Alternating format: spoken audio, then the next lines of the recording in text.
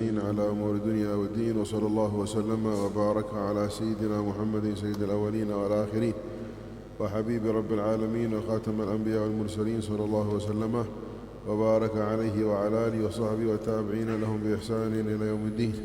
سبحانك لا علم لنا إلا ما علمتنا إنك أنت العليم الحكيم. اللهم اغننا بالعلم وزينا بالحلم وأكرمنا بالتقوى وجملنا بالعافية برحمتك يا أرحم الراحمين. اللهم إنا نعوذ بك من علم لا ينفع ومن قلب لا يخشع ومن دعاء لا يسمع ولا يستجاب له. اللهم إنا نسألك فهم النبيين وحفظ المرسلين وإلهام الملائكة المقربين، نوينا التعلم وتعليم والإفادة والاستفادة وتذكر وتذكير والحث على طلب العلم وتمسكه بكتاب الله وبسنة رسوله محمد صلى الله عليه وسلم، والعمل بما فيهما وتبليغهما ابتغاء مرضات الله وتوفيقه وقربه وثوابه. نوينا الدلالة على الهدى والعمل بالخير. ثم ما بعد، فلا زلنا وإياكم في أحكام آيات مشروعية القتال في الإسلام. Bismillahirrahmanirrahim. Dan kita masih lagi di dalam bab menceritakan pensyariatan al-qital, yakni pembunuhan di dalam Islam, al-jihad di dalam Islam. وأخذنا في الدرس الماضي قول الله تبارك وتعالى: وقاتلوا في سبيل الله الذين يقاتلونكم ولا تعتدوا إن الله لا يحب المعتدين. Dan kita telah mengambil firman Allah Subhanahu wa taala pada kelas yang lalu, waqatilu fi sabilillahi allazina yuqatilunakum, maka berperanglah pada jalan Allah kepada orang yang memerangi kamu dan jangan kamu melampau. واقتلوهم حيث ثقفتموهم أي وجدتموهم وأخرجوهم من حيث أخرجوكم والفتنة أشد من القتل إلى آخر الآيات. Juga waqtuluhum, dan bunuhlah mereka di mana saja kamu mendapati mereka sehinggalah akhir ayat. نعم. بقي عندنا بعض الأحكام الفقهية التي لم نأخذها حيث أدركنا الوقت في الدرس الماضي. Dan ada beberapa masalah fikah yang kita tak sempat nak ceritakan pada kelas yang lalu. ومن هذه الأحكام هل يباح القتال في الحرم؟ Antaranya ialah, adakah dibolehkan untuk membunuh di tanah haram? قال الله تبارك وتعالى: ولا تقاتلوهم عند المسجد الحرام حتى يقاتلوكم فيه. Allah berfirman dalam Al-Quran, jangan kamu membunuh mereka di Masjidil Haram sehingga mereka membunuh kepada kamu. وفي هذا دليل على حرمة القتال في الحرم. Jadi dalil ini menunjukkan haram, pengharaman membunuh seseorang itu di dalam tanah haram. والمراد بالحرم هنا ليس فقط المسجد الحرام ولا الكعبة ولكن حرم مكة كلها. Jadi bukan hanya Kaabah dan juga Masjidil Haram saja, bahkan tanah haram keseluruhannya. وقد تقدم معنا أن المسجد الحرام يطلق على 3 إطلاقات. Yang mana kita telah ceritakan dahulu, kalau disebut tentang tanah haram, maka ada 3 penggunaannya. يطلق على الكعبة. Digunakan untuk Kaabah. وحيثما كنتم فولوا وجوهكم شطر المسجد الحرام. Jadi firmannya, di mana saja kamu berada maka berpalinglah pada syatrul Masjidil Haram, iaitulah yang dimaksudkan adalah Kaabah. ويطلق على المسجد في مكة كله الكعبة وما حواليها من المسجد. Dan digunakan juga haram itu adalah Masjidil Haram dan juga Kaabah dan sekeliling Mekah. وهو قول الله تبارك وتعالى: سبحان الذي أسرى بعبده من المسجد الحرام إلى المسجد الأقصى إلى آخر الآية. Iaitulah firman Allah Subhanahu wa taala dalam surah Al-Isra, subhanallazi asra bi'abdihi, Maha suci Allah yang telah memperjalankan hamba-Nya daripada Masjidil Haram hinggalah Masjidil Aqsa. نعم. والمراد بها في المقصود الثالث، والمراد الثالث جميع مكة، الكعبة والمسجد وجميع مكة مما حوالي المسجد. Dan yang ketiga adalah penggunaannya yang dimaksudkan Kaabah, Masjidil Haram dan keseluruhan tanah suci Mekah. وهو المراد هنا في الآية: ولا تقاتلوهم عند المسجد الحرام فإن قاتلوكم فاقتلوهم. Inilah yang dimaksudkan dengan firman Allah SWT, wala tuqatiluhum 'indal Masjidil Haram, jangan kamu membunuh mereka di sisi Masjidil Haram sehinggalah mereka membunuh kepada kamu. نعم. إذن فيحرم القتال عند المسجد الحرام أي في مكة. Jadi haram untuk seseorang itu melakukan peperangan atau pembunuhan di Haramul Mekah, إلا إذا ابتدأ المشركون القتال، melainkan orang-orang musyrik sendiri yang memulakan peperangan. فيجوز أن نقاتلهم ولو في مكة. Jadi boleh untuk kita memerangi mereka walaupun di dalam tanah suci Mekah. فإن قاتلوكم أي فيه فاقتلوهم. Allah berfirman, kalau mereka membunuh kamu di dalamnya, maka bunuhlah mereka. وجاء في الحديث Datang daripada hadis Nabi لا SAW, تقاتل في الحرم أحدا أبدا jangan sama sekali seseorang membunuh di dalam masjidil di tanah haram selama-lamanya. فمن عدا عليك فقاتلك فقاتله كما يقاتلك. Kalau ada orang yang membunuh kamu, maka kamu boleh membunuh kepada mereka seperti mereka lakukan terhadap kamu. نعم. بقي عندنا مسألة Kemudian ada masalah, وهو إذا لجأ المشركون إلى الحرم.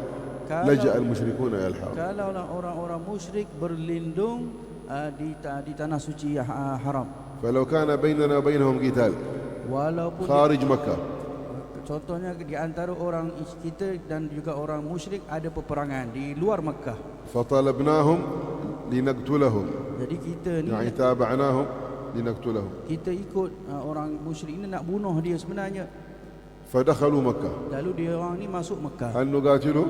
adakah boleh kita membunuh mereka di situ? هنا اختلف العلماء. Di sini ulama berselisih. نعم. فذهب أبو حنيفة وأصحابه Imam Abu Hanifah dan juga pengikutnya, أن الآية هنا محكمة فلا يجوز قتال أحد في المسجد الحرام ولو حتى قاتلنا في خارجه.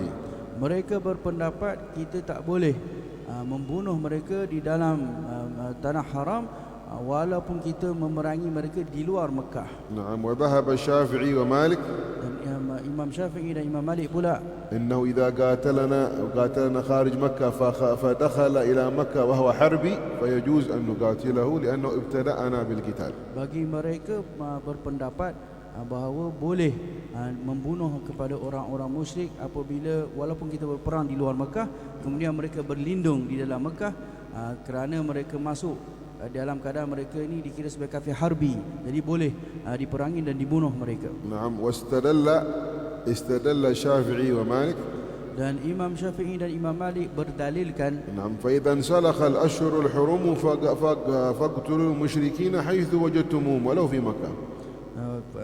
dalil mereka adalah apabila فإذا انسلخ الأشهر الحرم هذا حديث هذه آية فإذا انسلخ الأشهر الحرم فاقتلوا المشركين حيث وجدتموهم. jadi apabila insalakh yani khalas, نعم انسلخ خرج.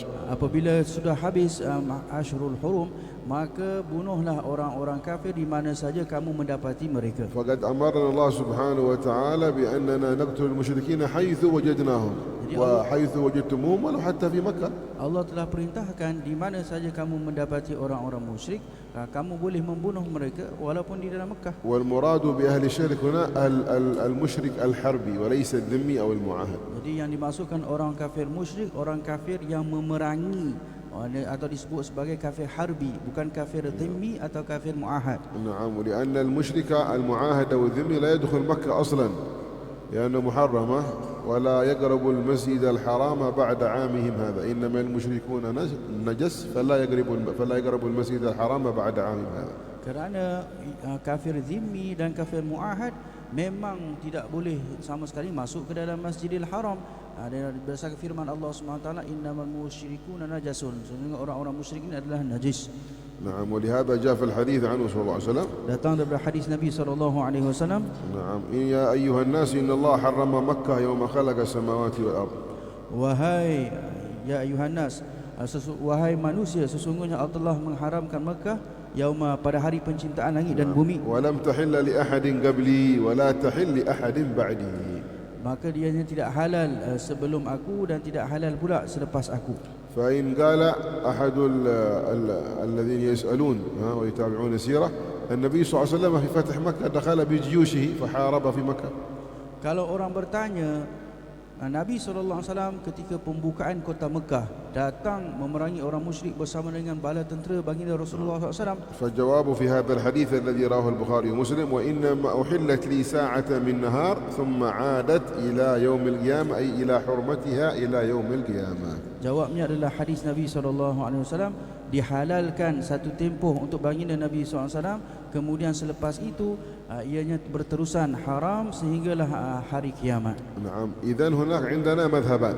Jadi di sana ada dua mazhab. المذهب الأول مذهب الشافعية والمالكية. Mazhab pertama mazhab Syafi'i dan mazhab Maliki, أن الكافر الحربي bahawa orang kafir Arabi إذا حاربنا kalau mereka memerangi kita فدخل إلى مكة kemudian masuk ke Mekah, جاز لنا أن نقاتله boleh untuk kita membunuh mereka. فلا يمنعنا حرمة مكة على قتاله.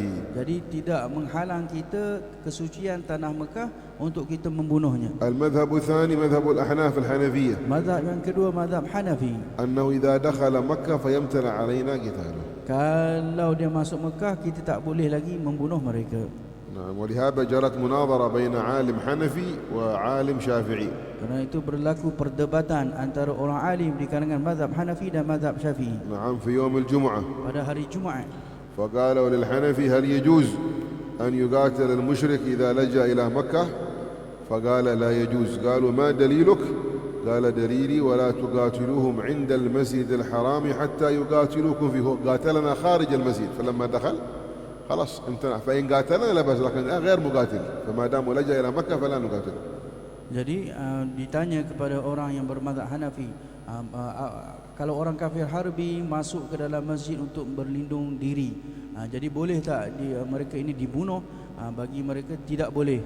Kerana dalilnya adalah firman Allah SWT, jangan kamu membunuh mereka di sisi Masjidil Haram sehinggalah mereka itu membunuh kepada kamu. Sekarang ni mereka tak bunuh, mereka hanya berlindung di situ. فاعترض عليه عالم شافعي Maka pendapat ini telah dibantah oleh salah seorang alim فقال Syafi'i. إن الله تبارك وتعالى يقول فاقتلوا المشركين حيث وجدتموهم. Firman Allah SWT yang lain, Allah berfirman, maka bunuhlah orang musyrikin di mana saja kamu mendapati mereka. فقال له الحنفي هذا لا يليق بك يا قاضي أو يا إمام. Lalu dikata imam yang bermazhab Hanafi mengatakan ini tidak selayaknya dilakukan oleh kamu. فإن الآية التي استدللت بها عامة. Kerana ayat yang engkau gunakan sebagai dalil ianya umum, حيث وجدتموهم أي في أي مكان عام. iaitu di mana sahaja kamu mendapati mereka. والآية التي أنا استدللت بها خاصة ولا تقاتلوهم عند المسجد الحرام بخصوص المسجد الحرام. Sedangkan ayat yang aku gunakan sebagai dalil adalah ayat yang khusus. Allah berfirman, jangan kamu bunuh mereka di sisi Masjidil Haram. ولم يقل أحد بأن العام ينسخ الخاص. ما في أحد يقول من العلماء بأن العام ينسخ الخاص، وإنما الخاص يخصص العام. Jadi tidak ada seorang ulama pun yang mengatakan yang umum itu akan al-am أن العام لا ينسخ الخاص. yang umum itu tidak akan memasukkan yang khusus. وإنما الخاص يخصص العام. Akan tetapi yang khusus itulah yang akan mengkhususkan perkara yang umum. فبهت الشافعي. Maka tidak boleh dijawab oleh pengikutnya Imam Syafi'i. وكان جوابا مفهما وكلامه صحيح. Dan kalau ikutkan jawapannya itu adalah jawapan yang boleh difahami dan sahih. نعم. ولكن هناك أدلة أخرى مع الشافعية ليس هذا فقط الدليل. فلو أجابوا بالأدلة الأخرى لأفهمه وأسكته. Akan tetapi bagi pengikut Syafi'i sebenarnya ada dalil-dalilnya yang lain. Kalau dijawab dengan dalil lain, saya dia akan dapat mendiamkan orang ولو tersebut. أن الوقت عندنا متسع لذكرنا هذه الأدلة ولكن يكفينا ما ذكرنا هذا من هذا الحكم فقط. Kalau waktu masih luas, kita akan sebut satu persatu, tapi tidak cukup waktu, kita hanya sebut ini sahaja. ثم قال الله سبحانه وتعالى ولا تعتدوا إن الله لا يحب المعتدين وقاتلوا في سبيل الله الذين يقاتلونكم ولا تعتدوا إن الله لا يحب المعتدين. ما هو الاعتداء هنا؟ Baik, kemudian Allah berfirman wala ta'tadu, iaitu jangan kamu melampau, sesungguhnya Allah tidak suka orang-orang yang melampau. Apakah maksudnya al-i'tida di sini? نعم. قالوا المراد بالاعتداء القتل أو ارتكاب أي مخالفة من المخالفات التي نهى الله سبحانه وتعالى عنها. Iaitu al-i'tida ini iaitu membunuh ataupun melakukan perkara yang bersalahan dengan kehendak Allah Subhanahu wa taala. ولهذا قال بعض العلماء المراد بها الاعتداء على النساء أو الاعتداء على الأطفال أو الاعتداء على الرهبان أو الاعتداء على المرضى أو على الزمنة أو على الشيوخ في صوامعهم. فإذا لم يقاتلوا فلا يجوز الاعتداء عليهم. Begitu juga tidak boleh menyerang orang perempuan, anak kecil, paderi yang duduk di dalam gereja mereka dan orang-orang yang sudah berusia, maka kalau mereka ini tidak lakukan apa-apa serangan, maka tak boleh orang Islam untuk memerangi dan membunuh mereka. ومن الاعتداء تحريق الأشجار Dan antara perkara yang melampaui batas ialah membakar وهدم pokok-pokok الصوامع والبيع. dan meruntuhkan gereja-gereja. بيع ولا كنيسة موجودة تأتي تهدمها، لماذا تهدمها؟ Jadi kalau sudah ada gereja di situ, engkau pun datang meruntuhkannya. Kenapa engkau nak meruntuhkannya? نعم، لو تحصن بها محاربون يحاربونك فيها لا بأس، جاز لك أن تهدمها. Melainkan mereka berlindung di dalam gereja mereka lalu menyerang kita di sebalik gereja itu, maka boleh kita menyerang kawasan tersebut. وكذلك هدم البناء الأبنية فوق رؤوس الناس حرام، ما يجوز. Begitu juga meruntuhkan binaan sehingga jatuh di atas kepala-kepala manusia, tak boleh, haram. فكل هذا داخل في النهي الذي نهى الله سبحانه وتعالى عنه ونهى عنه النبي صلى الله عليه وسلم في الحرب.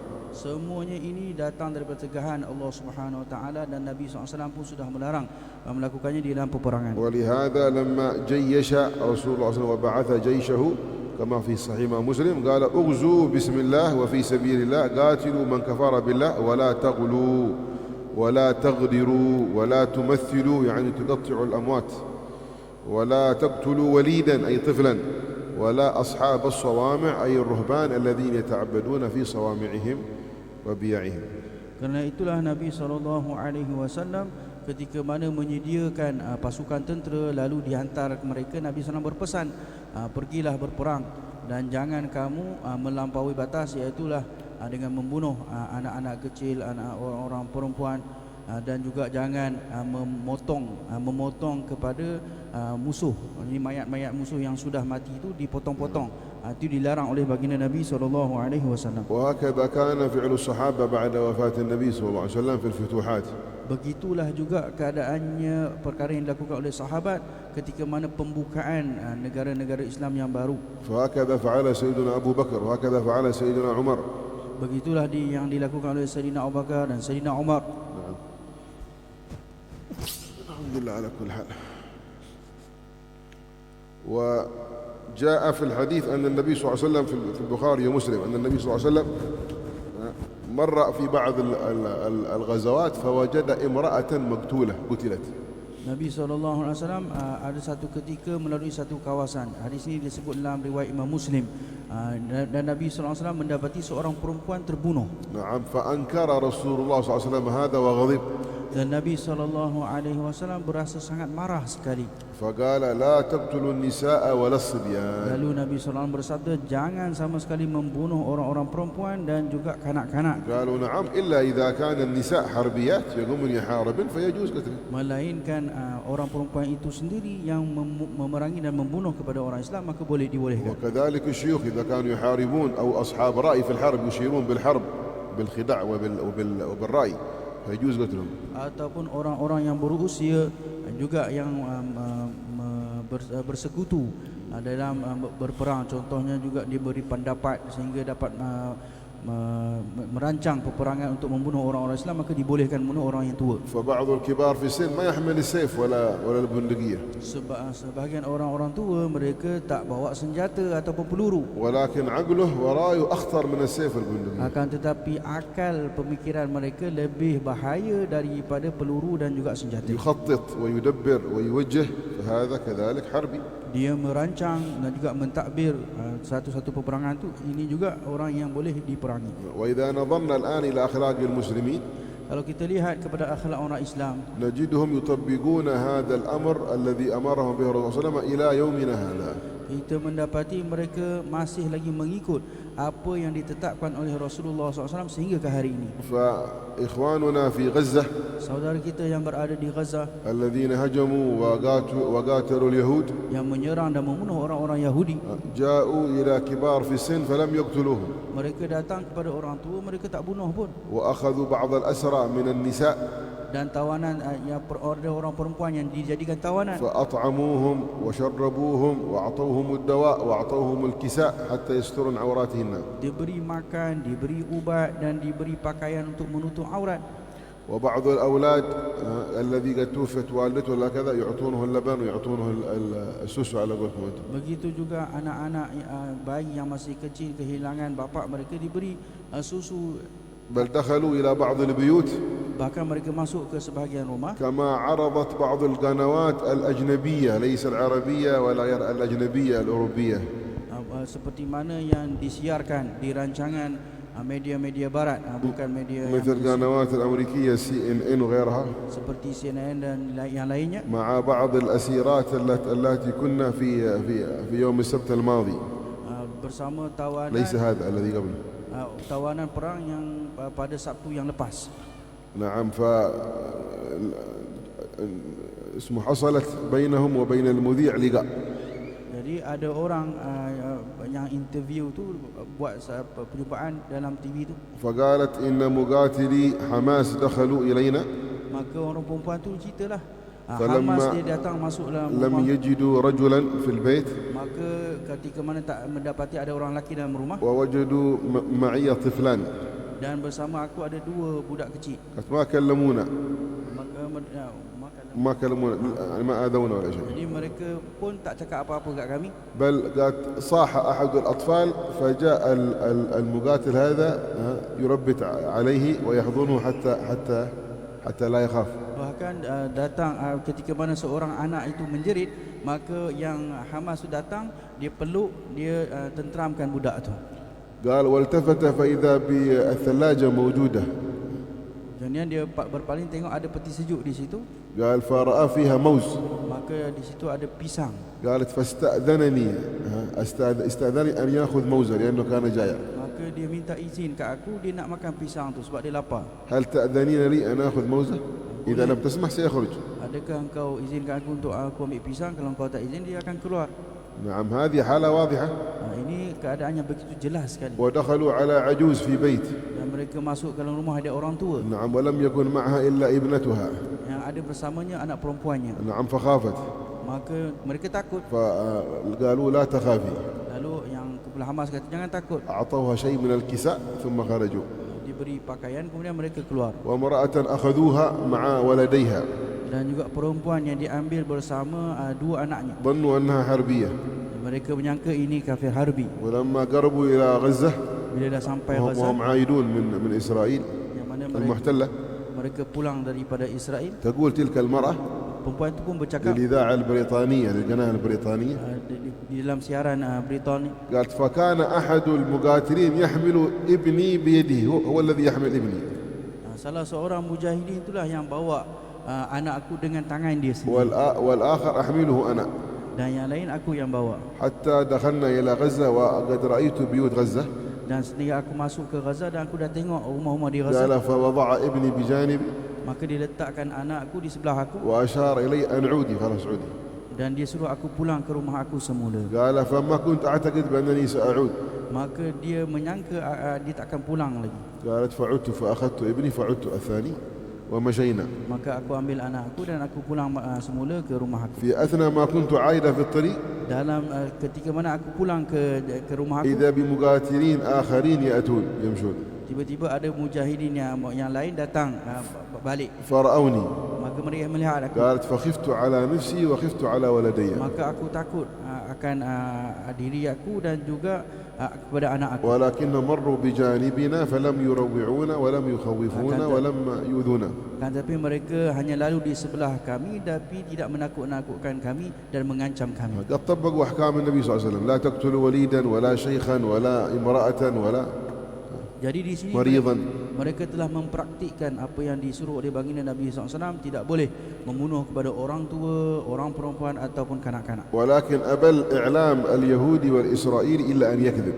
Akan tetapi orang media barat ini tetap mereka ini ingin menipu. فقالوا إن مقاتلي حماس قد دخلوا وقطعوا الرؤوس واغتصبوا النساء وقتلوا الأطفال. Jadi mereka media barat mencanangkan, mengatakan Hamas mujahidin ini bila masuk mereka penggal kepala, mereka bunuh kanak-kanak dan juga merogol orang-orang perempuan. فأول من كذب كان إسرائيلي متشدد.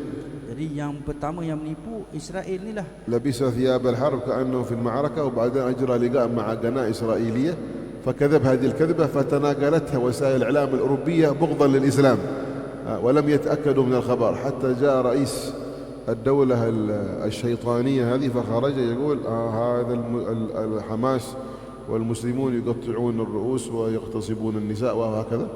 وبعد يومين 3 أيام قام الصحفيون في العالم كله ومنهم من دول أوروبية في داخل إسرائيل وفي داخل غزة فقالوا هذه كذبة كبرى لا توجد أي صور ولا توجد أي مقاطع وهذا الرجل قد كذب. فأخرج البيت الأبيض في أمريكا بيان اعتذار لكن بعد ماذا؟ بعدما انتشرت الكذبة وقد ضربت إسرائيل في المسلمين والمؤمنين ضربات كثيرة وخطيرة حتى قتلت منهم أعداد هائلة. Jadi ianya berpunca daripada daripada Israel yang memakai pakaian dan dia menyamar. Kemudian dia mengatakan Hamas ini telah penggal kepala, telah merogol orang-orang perempuan, bunuh kanak-kanak. Jadi berita itu telah pun tersebar, sehinggalah ianya tersebar dengan begitu luas sekali, sehinggalah didapati selepas itu ia hanya penipuan sahaja. Ianya hanya penipuan yang dilakukan oleh mereka dan mereka minta maaf di dalam rancangan mereka, dalam siaran mereka akan penipuan yang berlaku. Akan tetapi setelah pembunuhan dan juga penyerangan yang mereka lakukan ke atas Gaza, jadi ramai dah orang-orang Islam yang sudah mati, tetapi mereka hanya mengatakan minta maaf atas kesilapan di dalam ketika mana siaran mereka itu. نعم ومن أحسن المواقف للبلدان الإسلامية موقف ماليزيا. Dan di antara mauqif yang terbaik dalam berhadapan dengan situasi ini ialah Malaysia. عندما جاءت الدول الكبرى تريد من رئيس ماليزيا أن يدين حماس ويقول بأن هذه منظمة إرهابية قال لا. Ketika mana negara-negara besar ingin menyuruh Malaysia mengeluarkan kenyataan mengatakan bahawa Hamas ini adalah pengganas, mereka mengatakan tidak, bukan pengganas. فقال كيف تكون منظمة إرهابية والذي انتخبها هو شعبها الذي انتخبها بانتخابات شريفة ديمقراطية. Mereka berkata bagaimana boleh dituduh sebagai teroris sedangkan yang memilih mereka adalah rakyat mereka sendiri. نعم ثم لا يوجد هناك دليل على إرهابهم. ما الدليل على إرهابهم؟ أين تقطيع الرؤوس وأين اغتصاب النساء وغير ذلك.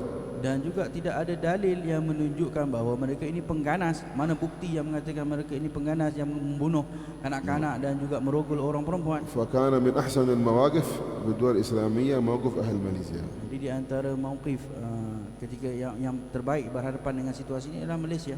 والعجيب من بعض أهل العلم yang mengherankan sebahagian ahli ilmu يأتي فيتكلم ويقول هذه حماس إرهابية وهذا ما يجوز القتال هناك ما يجوز الهجوم على الإسرائيليين.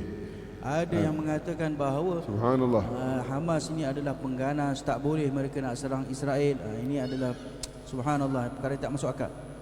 هذا الذل والهوان. Ini adalah satu kehinaan. أنت الآن لو واحد هجم على بيتك, kalau ada orang serang هذه الليلة هذه لو واحد هجم على بيتك الآن, kalau malam ni contohnya ada orang serang rumah kamu, فأخذك وربطك في غرفة من الغرف, ربطك وجعل لك غرفة سجن خاص بك, kemudian dia ikat kamu dalam satu bilik khas, وأتى إلى أولادك فقتلهم أمامك, maka dia datang kepada anak-anak kamu, dia bunuh semuanya, ومسك زوجتك فجوعها حتى ماتت أمامك, dan juga dia laparkan isteri kamu sehingga dia mati di depan kamu. بعد 3 أيام 4 أيام ما شاء الله فكيت هذا القيد فأخذت البندقية منه فضربته. هل هذا يسمى إرهاب ولا يسمى دفاع عن نفسه؟ Kemudian selepas 3 hari engkau dapat lepaskan diri, engkau ambil senjata, engkau bunuh orang yang buat sedemikian. Adakah kamu akan dituduh sebagai pengganas ataupun tidak? إرهاب ولا دفاع عن النفس؟ Adakah pengganas atau mempertahankan diri? واحد دخل إلى بيتك وقتل أولادك وقتل زوجتك وحبسك وجوعك وهكذا إلى أن أنت خرجت تريد أن تخرجه من بيتك. Jadi orang sudah membunuh ahli keluarga kamu kesemuanya. Sekarang engkau ambil senjata untuk keluarkan mereka daripada rumah kamu. فهل يسمى هذا إرهاب؟ Adakah ini dinamakan pengganas? ما يسمى هذا إرهاب. Jadi tidak dinamakan pengganas. الإرهاب هو الشخص الذي جاء فاعتدى على بيتي ودخل إلى أولادي فقتلهم وجوع زوجتي فقتلها وحبسني وربطني وجوعني. هذا هو الإرهاب.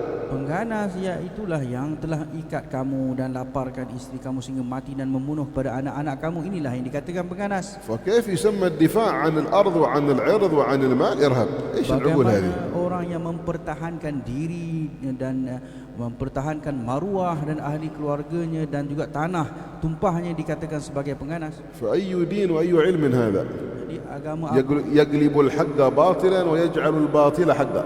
Akal seperti apakah ini dan juga agama seperti apakah ini yang telah mengubah hak kepada batil. ولكن هذه علامات الساعة وفتن آخر الزمان. Akan tetapi begitulah, inilah fitnah di akhir zaman. وقد أخبر النبي صلى الله عليه وسلم Nabi SAW telah memberitahu kita أنه لا تقوم الساعة حتى يجعل الناس المنكر معروفا والمعروف منكرا. tidak akan berlaku kiamat sehinggalah manusia menjadikan perkara ma'ruf itu mungkar dan perkara mungkar itu ma'ruf. قالوا أو كائن ذلك يا رسول الله بيحصل في الأمة؟ Para sahabat bertanya, adakah itu akan berlaku di umat ini wahai Rasulullah? قال وأشد منه سيكون أعظم من هذا. Lalu Nabi SAW bersabda, yang lebih dahsyat lagi daripada itu pun akan berlaku. كيف بكم إذا أمرتم بالمنكر ونهيتم عن المعروف؟ ما هو إلا قلبتوه أمرتم بالمنكر ونهيتم عن المعروف. Bagaimana kamu kalau kamu ini nanti menyuruh kepada perkara yang mungkar dan juga mencegah daripada perkara yang ma'ruf. Jadi bagaimanakah perasaan kamu ketika itu? الآن نرى بعض الناس يخرج ويقول يجوز لإسرائيل أن تدافع عن نفسها لماذا تهجم عليها حماس ويقول لحماس هذا غلط جعل أمر بالمنكر ونهى عن المعروف. Jadi ada sebagian orang yang mengatakan boleh Israel itu menyerang kepada Gaza sebagai mempertahankan diri dan menyalahkan Hamas, mengatakan mereka ini adalah pengganas yang tidak boleh sepatutnya menyerang kepada Israel. نعم فصارت بعض الخلافات الداخلية تؤثر على القضية العامة بينه وبين فكرة حماس جماعة الإخوان المسلمين خلاف فضيع القضية العامة لأجل النفسية هذه الخاصة هذه. أولا هو يريد أن يحارب حماس بالدفاع عن إسرائيل لكنك أنت أضعت القضية العامة كلها. هذا لو إن كانوا إخوان مسلمين وبينك وبينهم إشكالية فلا تجعل هذا الخلاف البسيط يقضي على الخلاف الأعظم وهو بيننا وبين إسرائيل وبين الكفر. Jadi hanya kerana perselisihan yang kecil yang berlaku di dalaman, jangan sehingga mereka melupakan perkara yang lebih besar lagi, iaitulah di antara mereka dan di antara Israel. نعم فمن الحقارة والدناءة dan di antara tanda kehinaan أن يتعلق الإنسان بالخلاف النفسي بينه وبين واحد آخر خاص مثله مسلم ويروح فيؤيد الكافر لأجل يغيظ المسلم. Iaitu dia ada هذه دناءة وسكوت. Dia ada masalah dengan seorang muslim yang lain. Akhirnya dia minta tolong orang kafir di luar untuk sama-sama menjatuhkan orang Islam tersebut. Ini adalah tanda kehinaan, tanda orang itu rendah sekali. إذن فالنساء إن قاتلنا قتلنا. Jadi kalau orang perempuan itu mereka ini menyerang dan membunuh barulah boleh diperlakukan sedemikian. أما الصبيان Adapun kanak-kanak, الصبيان يعني الذي لم يبلغوا بعد yang mana yang belum baligh lagi, لو عطى واحد صبي رشاش ولا بندق وخرج يحارب kalau orang dia bagi senjata yang ada peluru lalu dia keluar, dia bunuh dan juga berperang sama orang besar, مسكين صبي ما يعرف kanak-kanak dia tak tahu pun. فجاء واحد من الكبار من البالغين فمسكه هل يجوز يقتله؟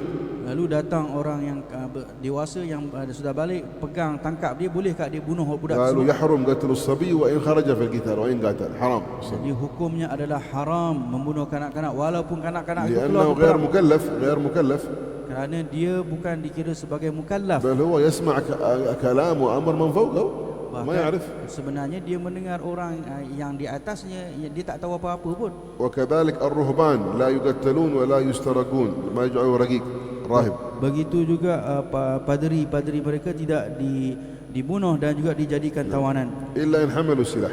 mereka membawa senjata. وكذلك المرضى Begitu juga orang sakit, إلا إن حملوا السلاح. melainkan mereka bersenjata. نعم وكذلك الشيوخ الكبار في السن Begitu juga orang yang sudah tua. عند مالك لا يقتلون Sisi Imam Malik tak boleh dibunuh mereka وإن حاربوا وإن حملوا السلاح. walaupun mereka ini membawa senjata. ولكن قال الجمهور إن حملوا السلاح فقاتلوا قتلوا. Akan tetapi وهو مذهب الشافعي والأحناف والحنابلة. jumhur ulama mengatakan walaupun mereka ini membuat senjata sekalipun wajib boleh dibunuh. نعم. الفلاحون والأخدام الذين يخدمون في بعض الأراضي ولا البناؤون هكذا ما قاتلوا، ولكن دخلنا مثلا في بلاد فوجدنا فيها فلاحين وفيها بنائين وكذا، ما قاتلوا، ولكن عند دخولنا وجدناهم، فلا يجوز أخذهم كذلك، لا يجوز أخذهم للقتل، ما يجوز قتالهم. Begitu juga petani peladang, mereka sibuk bercucuk tanam, tiba-tiba kita masuk ke kawasan mereka, maka tak boleh kita nak ambil mereka dijadikan tawanan ataupun dibunuh akan mereka. نعم.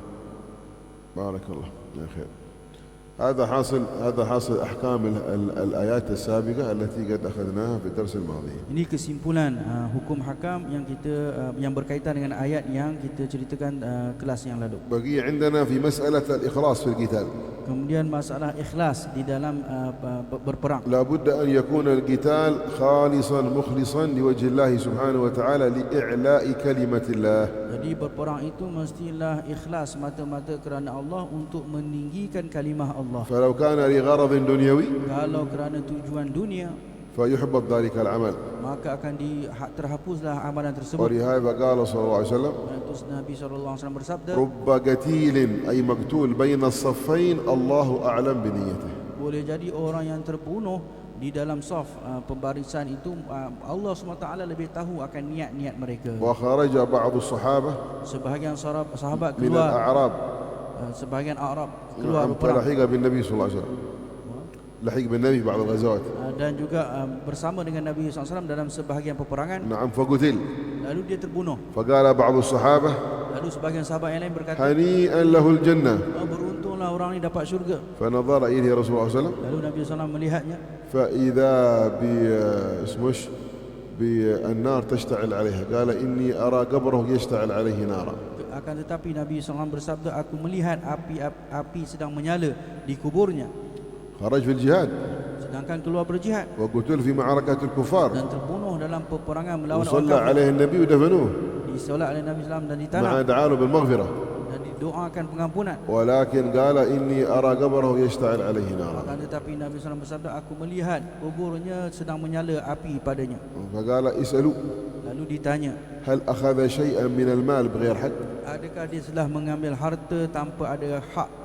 نعم. فبحثوا Lalu mereka cari. فقالوا نعم يا رسول الله. Para sahabat kata, betul wahai Rasulullah. بعد انتهاء المعركة Selepas selesai peperangan, مر على الغنيمة maka dia melalui kawasan harta rampasan perang, وقد أثخنته الجراح، dan juga lukanya sudah bertambah teruk. يعني قبل ما يموت. Jadi iaitu sebelum dia mati, فأخذ شمله maka dia ambil lilin بغير إذن. tanpa izin. يعني غنائم كثيرة جابوها لوفوها حق المشركين، شملة خرقة عادي كما هذه قديمة أخذها شملة بس. هذه شملة يضعون فيها الطعام ولا يضعون فيها Baik, jadi يعني شيء خفيف جدا رخيص. harta rampasan perang tu banyak yang terkumpul di situ, tapi dia hanya ambil satu lembaran kain yang nipis sahaja, yang biasa guna untuk bungkus makanan, dan benda tu nipis sahaja, yakni benda yang sangat murah, tidak bernilai sangat. نعم. فقال إني رأيت تلك الشملة تشتعل عليه نارا. Lalu Nabi SAW bersabda, aku melihat akan kain itu sedang menyala, api sedang menyala padanya. ولهذا قال العلماء Kerana itu para ulama berkata, ينبغي على المؤمن أن يتورع. jadi seorang mukmin perlu ada sifat warak. احذر من مال المساجد، تورع من مال المساجد. Warak dengan duit masjid, harta masjid. ومن أمثال المساجد الشوروات هذه. Seperti masjid juga surau-surau, نعم. وكل وقف، dan juga setiap benda yang وقف diwakafkan, على يتيم wakaf yatim, أو وقف على أرامل ataupun anak-anak أو yatim, وقف على فقراء atau janda, atau أو fakir وقف miskin, على أيتام ataupun anak yatim, أو وقف على مرضى في مستشفيات atau orang wakaf untuk orang sakit di أو وقف hospital, على طلبة العلم في رباط ولا في سكولة. atau wakaf untuk penuntut ilmu di madrasah atau sekolah. فإذا سلمت شيء من الصدقات لأجل هذه المدرسة Kalau kamu terima sedekah tujuan untuk madrasah أو ini, لأجل المستشفى atau untuk hospital, أو لأجل الأيتام، atau anak yatim, احذر أن تأخذ شيء بغير إذن، jadi jaga-jaga kamu mengambil sesuatu tanpa izin, ولو حتى 1 رنجت، walaupun RM1, فإن هذا ستشتعل عليك نار. ia akan menyebabkan api menyala terhadap إن الذين يأكلون أموال اليتامى إنما يأكلون في بطونهم نارا وسيصلون سعيرا قال الله. Allah berfirman dalam Al-Quran, sesungguhnya yang memakan harta anak yatim secara zalim, mereka ini sebenarnya memakan api. Innama ya'kuluna fi butunihim nara. Mereka ini sebenarnya memakan api yang ada di dalam perut mereka. وبعض الناس يحلل لنفسه يسوي له طريقة يحلل بنفسه هذه الأموال. Sebahagian orang dia cuba mencari jalan untuk menghalalkan harta tersebut. يقول هذا أنا أسعى في جمع المال. Dia berkata, aku ni berusaha untuk kumpulkan harta ni. فأنا أتعب في جمع المال. Aku penat dalam mencari duit ni. فمقابل تعبي هذا أنا أخذ منه. Jadi sebagai balasan untuk penat lelah aku ni, aku ambil sedikit padanya. فنقول أنت تحدد لنفسك نسبها ليس غيرك يحدد ولكن أنت تحدد فالله أعلم أن تحدد كثير ولا قليل. Jadi masalahnya di sini engkau sendiri yang tetapkan berapa yang kau ambil, bukan orang lain yang tetapkan berapa yang ambil. Wallahu alam banyak ke sedikit. ولكن ينبغي Jadi sepatutnya لمن أراد أن يجمع مالا siapa yang ingin mengumpul dana harta, لمسجد أو لأيتام أو لمستشفى أو لمدرسة أو غير ذلك untuk masjid, anak yatim atau hospital atau lainnya, أن تكون هناك لجنة مالية. mesti ada lajnah yang bahagian pengurusan harta. نعم تجمع الأموال كلها وتقيدها. Maka dihimpunkan semua dan diletakkan syarat-syaratnya. وبعد ذلك هؤلاء الذين يتعبون في البحث Jadi kemudian yang mereka yang penat lelah dalam mencari dana dan kewangan, إن أرادوا أجرة kalau mereka ingin upah ولم يريدوا أن يكون عملهم خالص لوجه الله dan tidak mahu amalannya itu hanya ikhlas mata-mata kerana فلا Allah, بأس أن نعين لهم أجرة تتفق عليها تلك اللجنة بما لا يضر بالمال هذا العام لتلك المستشفى أو ذلك المسجد أو لتلك الإسكولة. maka dibolehkan ahli lujnah menetapkan beberapa bayaran yang setimpal dengannya, yang mana tidak memudaratkan kewangan ataupun dana yang dikumpulkan untuk harta untuk sekolah ataupun hospital. ومن الأمور الخطيرة Dan di antara perkara yang bahaya, بعض الناس يذهب فيجمع أموال لبناء مسجد contoh orang dia cari duit untuk bina masjid, وبعدين يذهب إلى بلاد أخرى kemudian dia pergi tempat daerah ke negeri lain. فيعطونه مثلا أموال Contoh orang bagi kat dia harta duit, يجلس في فندق 5 نجوم. dia duduk kat hotel 5 bintang. قال أنا أجمع الأموال الآن يجلس في فندق 5 نجوم يأكل ما شاء الله أكل زين يشرب شرب زين يتنقل في السيارة زين أجرة قراب غير ذلك ولا وبعدين هذا يقيده كله على المال هذا يأخذ من هذا المال ما يجوز حرام. Maka dia duduk dalam hotel 5 bintang, makan makanan mewah, guna pengangkutan yang Masya Allah mewah. Maka semua itu dia claim balik dekat duit yang dia cari tadi, dana yang digunakan tadi. إذا أردت أن تجمع مالا Hukum dia adalah haram. Jadi kalau nak kumpulkan harta, فعين نفسك أنت من مالك أو من الجهة التي أمرتك بالجمع. قل وأنا عندي مواصلات وعندي طعام وعندي فندق وعندي كذا وعندي كذا أحتاج إلى كذا في هذه الفترة فخذ من هذا المال ولا تأخذ من مال ذلك المسجد. الأخذ من مال المسجد حرام ما يجوز.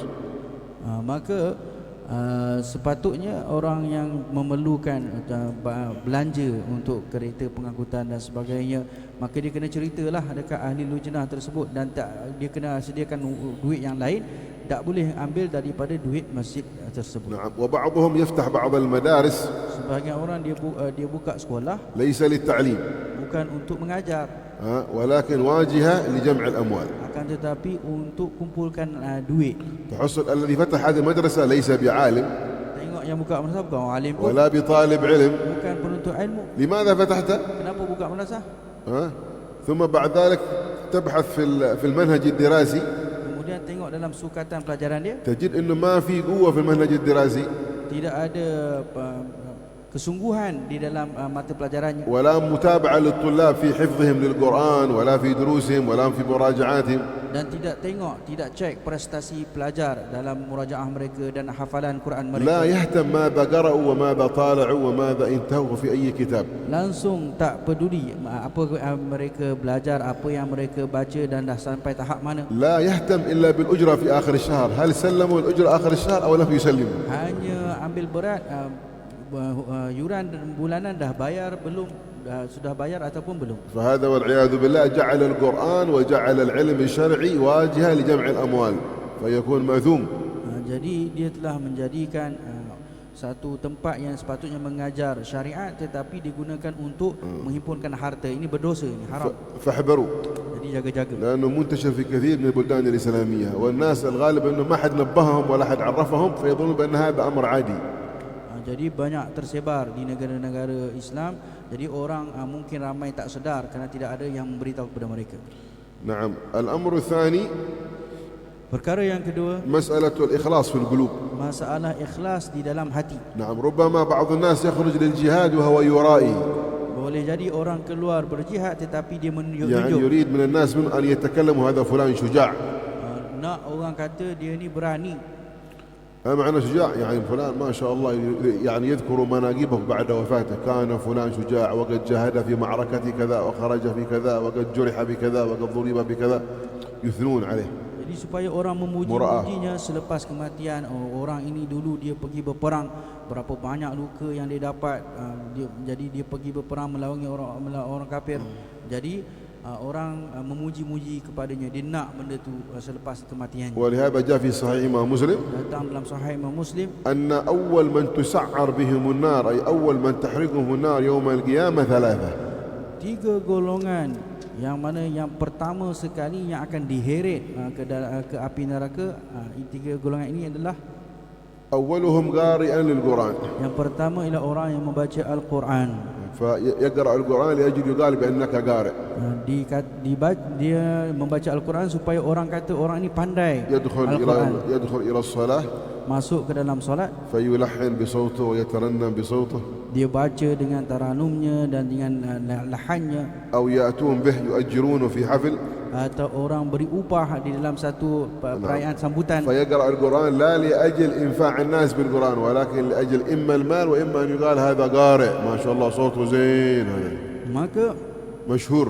dia pun membaca Al-Quran dalam mana-mana program sebagai dia nak orang tahu bahawa suara dia sedap, dan ataupun dia nak upah daripada bacaannya tersebut. قال صلى الله عليه وسلم Kata Nabi SAW, فيؤتى به يوم القيامة maka dia akan didatangkan pada hari فيقف kiamat. بين يدي الله Dia akan berdiri di hadapan Allah, يسأله الله ditanya oleh قد Allah, آتيتك القرآن فما فعلت فيه ماذا عملت فيه؟ aku telah berikan engkau Al-Quran, apakah yang kau telah lakukan dengannya? قال فيقول قرأت القرآن وأقرأته وعلمت القرآن وتعلمت القرآن وعلمته. Maka dia pun berkata, aku belajar Al-Quran dan aku mengajarkannya. لأجلك يا رب. Kerana-Mu wahai Tuhan. الله سبحانه وتعالى ما تخفى عليه خافية. Allah SWT tidak ada yang sembunyi daripadanya sesuatu. فيقول والله كذبت. Maka Allah pun berfirman, kamu telah menipu. وتقول الملائكة بعد قول الله كذبت أيضا. Dan juga malaikat juga turut berkata, kamu juga telah menipu. فيقول الله إنما قرأت القرآن ليقالوا بأنك قارئ فلان قارئ بالقراءات العشر بالقراءات السبع بالقراءات الكذا هذا. Lalu dikatakan kamu ni hanya membaca Al-Quran supaya orang mengatakan kamu ni pandai Al-Quran. Boleh baca 7 qiraat ataupun 10 qiraat.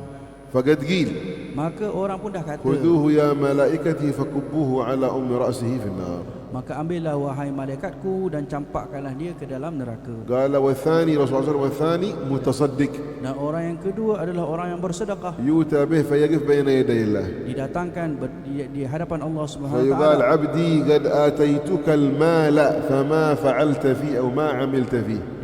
Allah berfirman, wahai hamba-Ku, aku telah berikan kamu harta, apakah kamu lakukan dengannya? يقول قد تصدقت وأنفقت في سبيلك. Maka dia berkata, aku telah menginfakkannya dan bersedekah pada jalan-Mu. فيقول الله كذبت. Lalu Allah berfirman, kamu telah menipu. وتقول الملائكة كذبت. Begitu juga malaikat berkata, kamu menipu. ويقول الله إنما تصدقت ليقال بأنك متصدق فقد قيل. Maka Allah berfirman, kamu ni hanya bersedekah supaya orang memuji kepada kamu bahawa kamu ni orang yang banyak خذوه bersedekah. يا ملائكتي فكبوه على أم رأسه في النار. Maka ambillah dia wahai malaikatku dan campakkanlah dia ke dalam neraka. نعم. والثالث قال صلى الله عليه وسلم Dan orang yang ketiga sabda Nabi SAW, قال مجاهد. iaitulah orang yang berjihad. نعم. فيقف بين يدي الله Maka dia berdiri di hadapan Allah يقول قد SWT. أعطيتك القوة dikatakan engkau ni aku telah berikan kekuatan. فما عملت فيها إيش عملت بقوتك؟ Apakah engkau lakukan dengan kekuatan kamu? يقول قاتلت لتكون كلمتك هي العليا. Aku telah berperang supaya kalimah kamu menjadi tinggi. فيقول الله كذبت. Lalu Allah berfirman, kamu menipu. وتقول الملائكة كذبت. Begitu juga malaikat mengatakan kamu menipu. إنما قاتلت ليقالوا بأنك شجاع فقد قيل شجاع ومجاهد.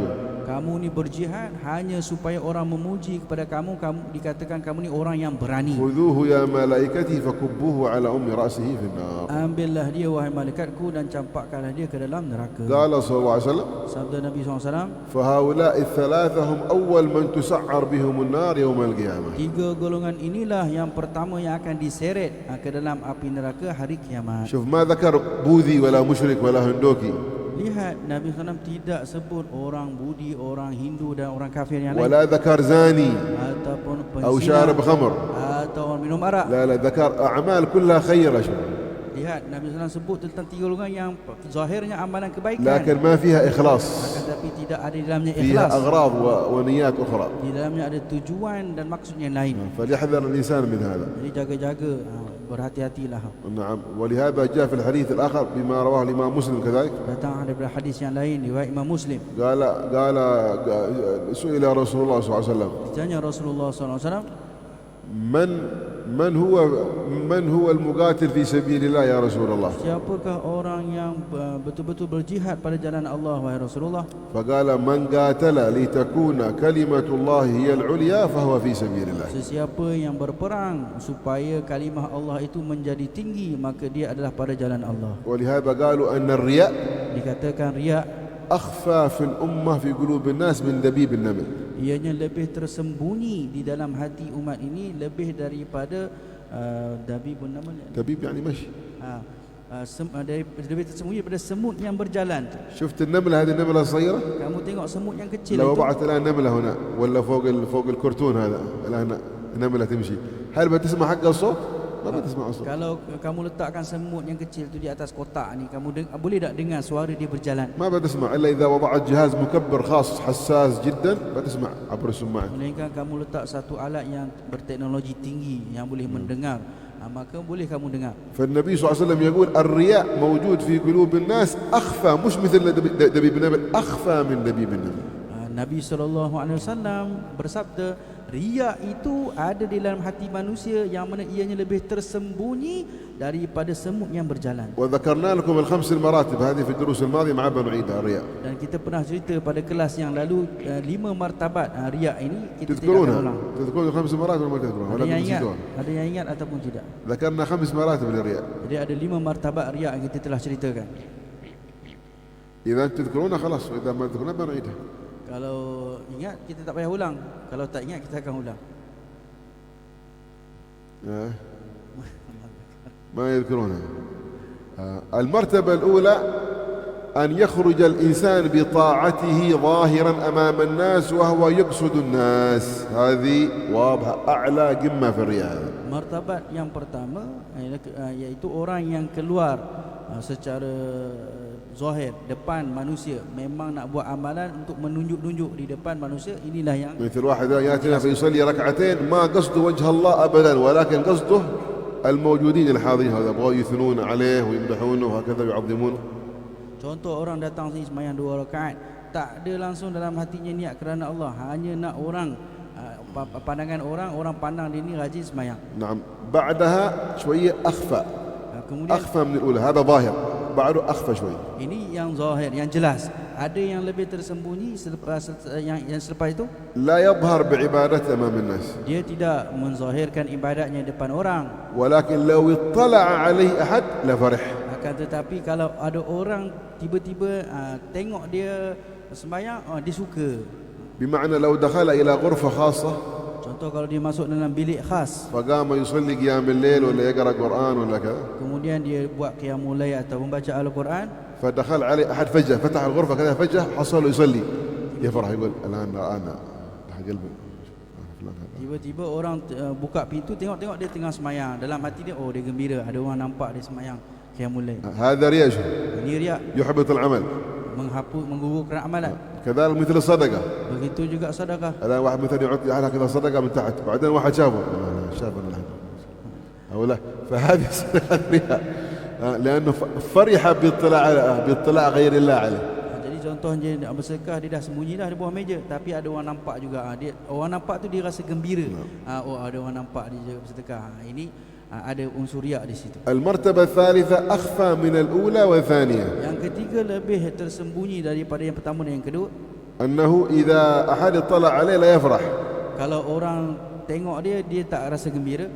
ولكن akan tetapi يريد من الناس أن يعظمونه ويبجلونه. dia nak orang menghormatinya dan membesarkannya. فيعتقد في نفسه أن له ميزة لأنه الآن هو يعمل مع الله أشياء خاصة، فيحتاج من الناس أنه يعظمونه ويبجلونه. Maka dia merasakan dia ni ada kelebihan berbanding orang lain kerana dia ada melakukan amalan khas di antaranya di antara Allah, maka dia nak orang menghormatinya dan memuliakannya. فهذه مرتبة ثالثة. Ini yang martabat yang ketiga. فالمرتبة الرابعة Martabat yang keempat أخفى من الأولى والثانية والثالثة. lebih tersembunyi daripada pertama, kedua dan yang ketiga. أنه يختفي من الناس. Dia melakukan amalan secara sembunyi. وإذا أحد فتح عليه بابه واطلع عليه ما يفرح. Kalau orang ternampak dia tak rasa gembira pun. ولا يريد من الناس أن يعظمونه. Dan dia tak mahu pun orang muliakan dan besarkan dia. ولكنه يفرح إذا وصفه أحد بما لم يعمل. قالوا هذا فلان قايم الليل ما شاء الله، هو ما يقوم الليل، أو فلان هذا ما شاء الله يكثر من قراءة القرآن، يفرح بعمل لم يعمله. هذا مرائي. Baik. لماذا أنت تعمل أعمال في الخفاء ثم تفرح بهذا؟ Iaitu dia suka orang puji pada satu amalan yang dia tak buat. Contohnya orang ni dia tak bangun qiyamul lail pun, tapi orang puji dia, oh engkau ni banyak bangun qiyamul lail, dia rasa suka. Ataupun dia tak baca Al-Quran pun, tapi engkau ni banyak baca Al-Quran, dia rasa suka. Ini juga dikira sebagai riak. شوف الحين بعض الناس تحصله ليس بعالم. Sebagian orang contohnya dia bukan alim pun, لكن لو حد قالوا يا أستاذ ولا يا أستاذ أهلا بأستاذ يفرح. أنا حقيقة أستاذ ولا تفرح بماذا؟ هذه صفة ليست فيك، ولكن مراءة أمام الناس، فيدعي صفة ليست فيه. Kemudian orang panggil dia, oh ustaz, dia merasa gembira. Macam mana dia boleh rasa gembira sedangkan sifat itu sebenarnya tidak ada padanya? Jadi ini dikira sebagai riak ketika mana dia suka dengan gelaran yang ataupun amalan yang orang nisbah kepada dia tak berlakukan pun. وهذا النوع من الرياء يحصل لكثير ممن يقرب من خدمة العلماء ومجالسة العلماء. فالناس عندما يرونه دائما مع ذلك العالم يظن انه كذلك هو استاذ، فاحيانا قد ما يعرف اهل الاستاذ ما شاء الله فلان عالم هذا ولا فلان داعي الى الله هذا. Jadi biasanya berlaku kepada orang yang selalu duduk di samping ulama ataupun selalu berkhidmat kepada orang alim ini, maka orang menyangka ini juga adalah orang alim, maka orang pun panggil dia dengan gelaran yang tidak ada padanya sepatutnya. قال الله في حق هذا الشخص ويحبون أن يحمدوا بما لم يفعلوا. Allah berfirman tentang orang ini dalam keadaan mereka ini suka dipuji dengan perkara yang mereka tak lakukan pun. المرتبة الخامسة yang kelima, هذه أخطر، yang lebih bahaya, هذه أخطر وأخفى. dan lebih tersembunyi. لو هو طبعا ما يظهر عبادته للناس، dia tak zahirkan ibadat depan orang. وإذا اطلع عليها أحد لا يفرح. Kalau orang ternampak dia tak gembira. ولا يحب الناس أن يعظمونه ولا يبجلونه. Tak mahu orang muliakan dan hormati dia. وإذا أحد مدحه بما ليس فيه لا يفرح. Kalau orang puji pada perkara yang dia tak lakukan, dia tak gembira. ولكن يعتقد هو أنه إذا توفي بعد الوفاة سيعظمه الناس. لأنه كان عابد، لأنه كان عالم، لأنه كان طائع، لأنه كان أخلاقه زين، إن شاء الله بعد الوفاة الناس بيذكرونه بخير. Akan tetapi ليس على وجه الإخلاص لله ولكن على وجه المراءة. Jadi dia beranggapan selepas dia mati nanti orang akan puji dia dengan kebaikan kerana dia banyak sembahyang, banyak menolong orang, banyak lakukan kebaikan. Jadi dia beranggapan kalau selepas dia mati orang akan memuji-muji kepadanya. هذه 5 مرات. Jadi inilah 5 martabat. فيكون هذا في قبره ولكنه مرائي والعياذ بالله. Lihat orang ini walaupun sudah ada di dalam kubur pun tetapi dia masih dengan sifat riaknya. والله سبحانه وتعالى أعلم. Allah Subhanahu wa taala a'lam. Adakah ada soalan-soalan? Ada soalan silakan.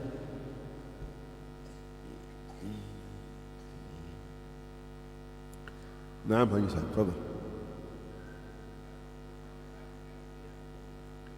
اعطيه سماعة، اعطيه سماعة. قم يا عبد بشعي. لبس ترى. لا نحن نبغى الناس كلهم يسمعون. الناس كلهم يسمعون حتى يستفيد الناس.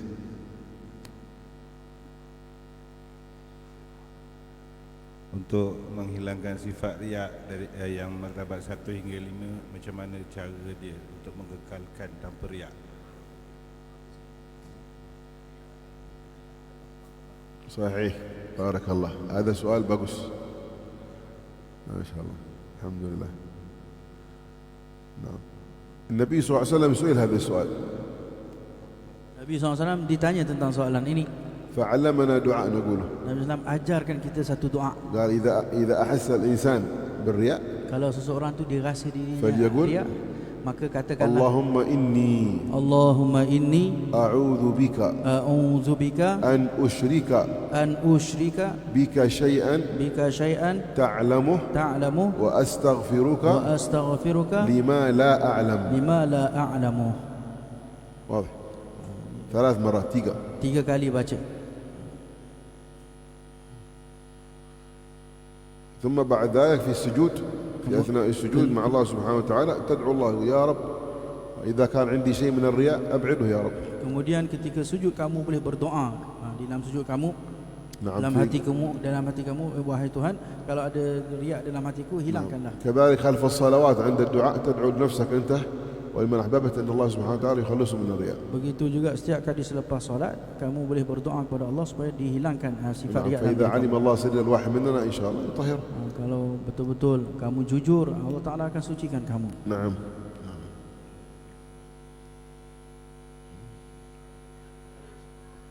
في سؤال أعطيه سماعة.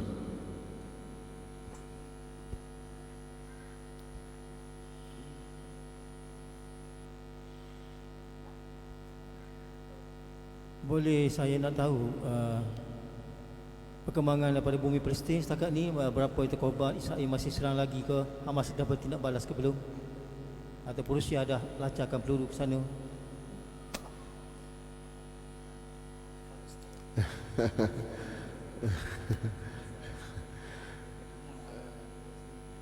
نعم. هم قرروا الهجوم البري. أول ألغوه الآن أعادوه. Sekarang mereka merancang untuk buat serangan daratan. Serangan melalui darat. فهم الآن يحشدون على الحدود. Jadi mereka cuba يحشدون يعني يكثرون جنودهم على الحدود. Mereka sedang meramaikan tentera mereka, kumpulan tentera mereka di sempadan. ولكن الدول العربية لم توافقهم على هذا. Akan tetapi negara-negara tak setuju. فهددتهم مصر. Mereka diugut oleh kerajaan Mesir. إذا تدخلوا قال في الحدود عندنا سندخل في الحرب.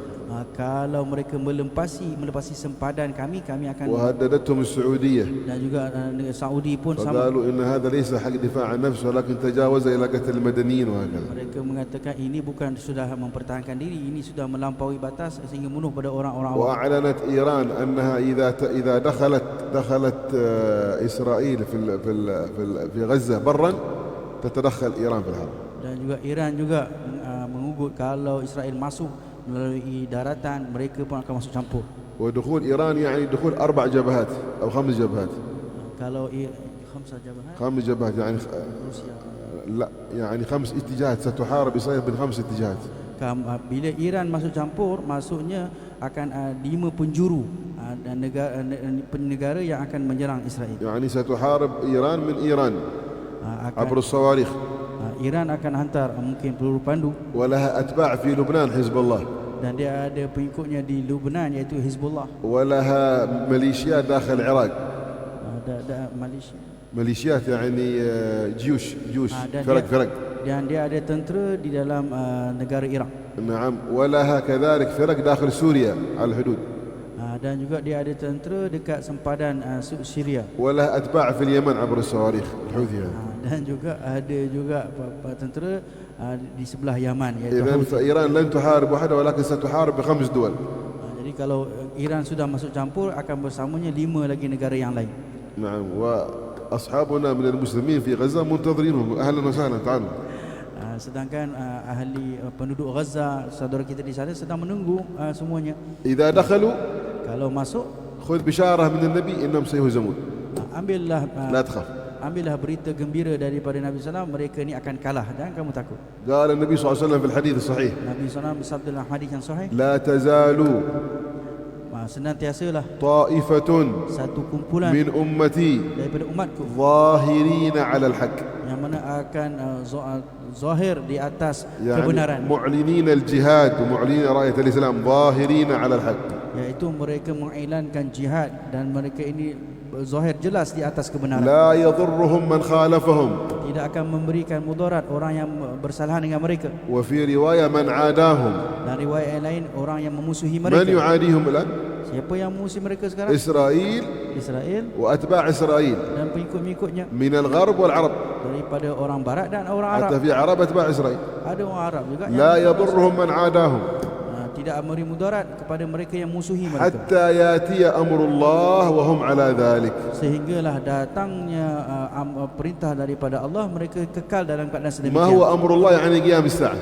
Apa itu perintah Allah? Iaitulah berlakunya hari kiamat. قالوا أين هذه الطائفة أين هم يا رسول الله؟ Lalu ditanya, di manakah kumpulan ini wahai Rasulullah? قال في بيت المقدس وعلى أكناف بيت المقدس.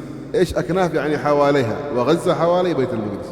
Di Baitul Maqdis dan sekeliling Baitul Maqdis. Gaza termasuk kawasan di sekeliling Baitul Maqdis. الآن ما في دولة تحارب الإسلام مثل إسرائيل.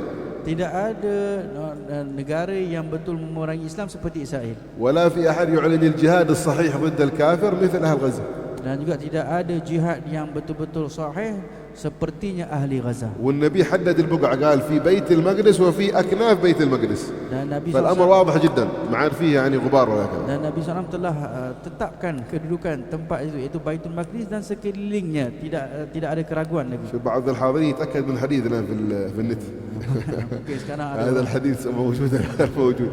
ada orang yang cari hadis ini di dalam internet. إذا أنت تأتي إلى هنا وما عندك ثقة بالمتكلم لا تحضر، لا تظل يتأكد بالجوال. لا خرج. Kalau datang tak percaya kepada mutakallim, tak perlu hadirlah. ليش تحضر إذا أنت ما عندك ثقة بالمتكلم؟ خلاص. حياكم الله. شيء سؤال ثاني. Ada soalan lain? خلاص عندك الخبر لا موجود. يكفي هذا. يكفي. يا أخي بسم الله. على شيء سؤال ثاني؟ سؤال فيما قررناه هنا من Soalan berkaitan kelas الآيات والأحكام. tentang ayat hukum hakam tadi. في يا أخي بسم الله أعطيه سماعة.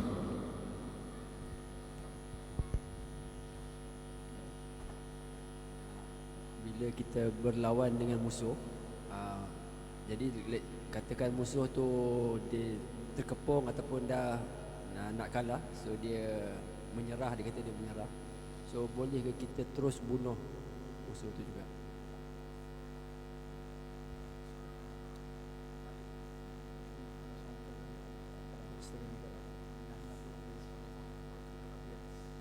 استسلام.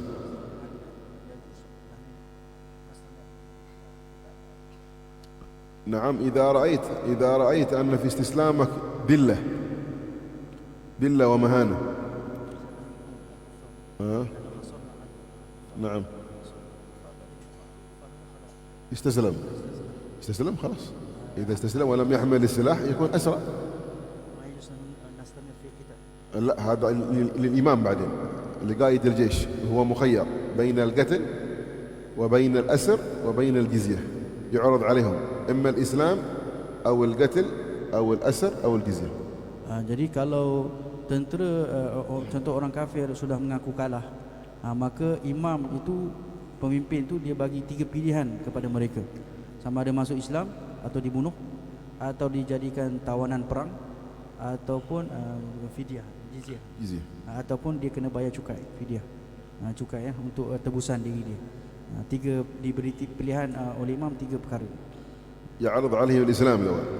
Mula-mula disuruh masuk Islam. ولا يكرههم عليه من غير إكراه. Tanpa ada paksaan, diberitahu untuk masuk Islam. فإن أحبوا أن يدخلوا في الإسلام دخل. Kalau mereka nak masuk, boleh masuk. فإن لم يدخلوا Kalau tak masuk, فإما القتل أو الأسر أو الجزية الذي يرى أنسب يفعله الإمام. Sama ada dibunuh atau ditawan ataupun dia bayar jizyah, mana yang imam atau pemimpin tu lihat yang mana lebih sesuai. فالنبي صلى الله عليه وسلم في أسرى بدر رأى أن الجزية هي أولى. Nabi SAW melihat pada peperangan Badar membayar jizyah itu lebih bagus. نعم. فأطلق سراها بمقابل مال. فداء. Lalu dibebaskan tawanan perang itu dengan mereka ini membayar fidyah, tebusan untuk diri mereka sendiri. نعم واضح.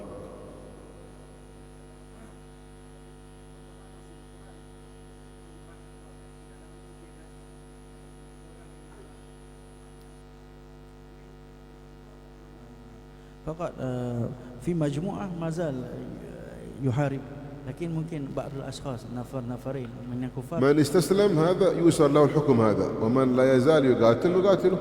mereka diberi yang tadi 2-3 orang tu diberi pilihan lah, tiga perkara tadi, yang mana yang masih lagi terus berperang. نعم. Baik, lagi soalan? ما شاء الله. آخر سؤال هذا آخر سؤال لأن الوقت الآن. Assalamualaikum warahmatullahi wabarakatuh. Saya Fakri. Saya nak tanya soalan berkenaan dengan pertubuhan. Dia mengumpul dana untuk sebagaimana Palestin sekarang. Lepas tu dia ambil sebahagian, ada persen-persen dia, tetapi persen tu kalau dikiranya tinggi, contoh kalau pendapatan dia tahunan daripada kumpulan dana tu 100 juta, dia ambil 30%, maknanya 30 juta. Kalau tinggi macam tu dikira macam mana?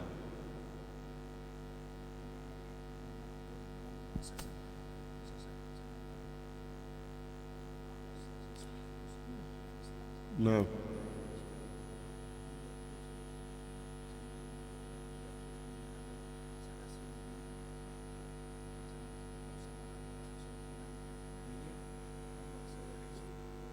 $300,000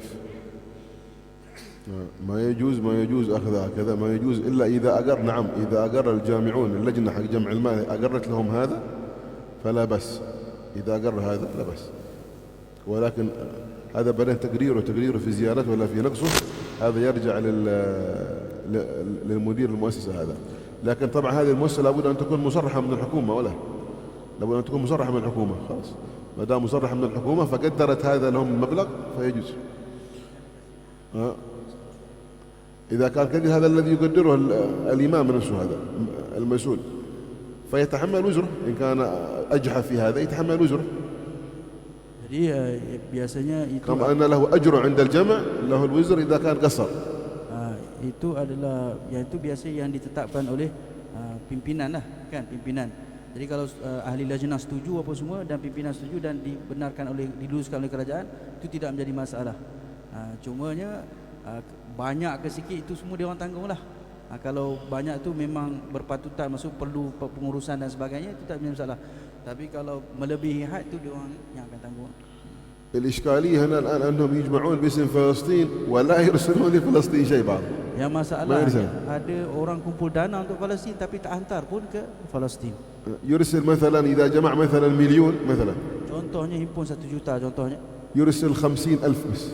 Hanya hantar 50,000 sahaja. ويصورها ويجعلها بالكاميرا وكذا وبرنامج وكذا أمام الناس وهي 50,000. Ambil gambar. ومساعدات لفلسطين هذه 950 كلها أخذها. Ambil gambar, buat siaran, buat media haram, semua. haram. Ambil yang hantar 50,000 je, 950,000 dia ambil.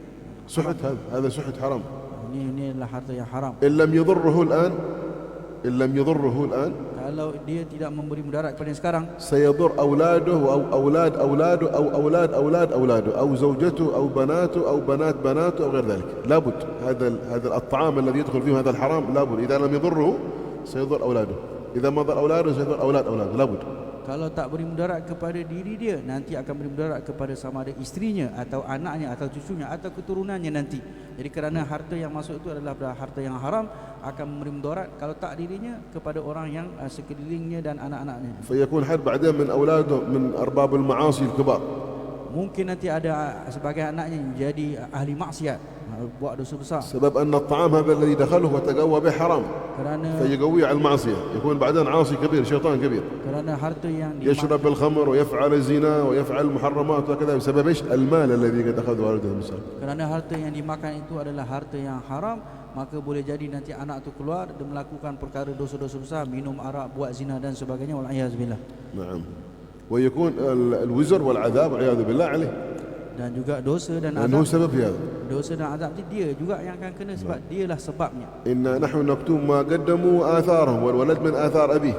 Jadi Allah Ta'ala ambil kira apa yang mereka lakukan dan juga asar, iaitulah anak-anak mereka, apa yang anak mereka lakukan juga akan dibalas kepada ayahnya nanti. فالأمر ليس بسهل. لا تحسبن الله بغافل عما يعمل الظالم إنما يؤخرهم ليوم تشخص فيه الأبصار. Jadi perkara ini bukannya mudah, bukannya boleh diambil mudah. Allah SWT sangat teliti dalam sesuatu perkara. زر يا أسرار الفاتحة. بسم الله الرحمن الرحيم الحمد لله رب العالمين الرحمن الرحيم مالك يوم الدين إياك نعبد وإياك نستعين اهدنا الصراط المستقيم صراط الذين أنعمت عليهم غير المغضوب عليهم ولا الضالين آمين. يا ربنا اعترفنا بأننا اقترفنا وأننا أسرفنا على لظى أشرفنا، فتب علينا توبة تغسل لكل حوبة، واستر لنا العورات وآمن الروعات، واغفر لوالدينا ربي ومولدينا والأهل والإخوان وسائر الخلان وكل ذي محبة أو جيرة أو صحبة والمسلمين أجمع. آمين. ربي اسمع فضلا وجودا منا لا باكتساب منا، بالمصطفى الرسول نحظى بكل سوء، بالمصطفى الرسول نحظى بكل سوء، بالمصطفى الرسول نحظى بكل سوء. صلى وسلم ربي عليه عد الحبيب وآله وصحبه عداد الصحب، والحمد لله في البدء والتناهي. تقبل الله منكم. منا منكم تقبل يا رب.